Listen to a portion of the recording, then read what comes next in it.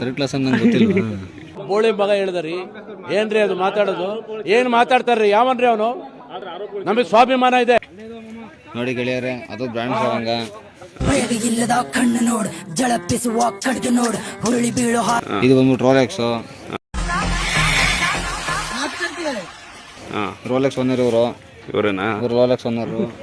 ನಮಗೆಲ್ಲ ಗೊತ್ತಾಗೋಯ್ತು. ಇವ್ನು ರೋಲೆಕ್ಸ್ ಜೊತೆಲಿ ಇರ್ತಾನೆ ಯಾವಾಗಲೂ. ಗೆಳೆಯ ಶಿಷ್ಯ ಅವನು. ನೀನು? ನಾನು ಬ್ರ್ಯಾಂಡ್, ನನ್ನ ಹೆಸರೇ ಬ್ರ್ಯಾಂಡ್ ಅಂತ.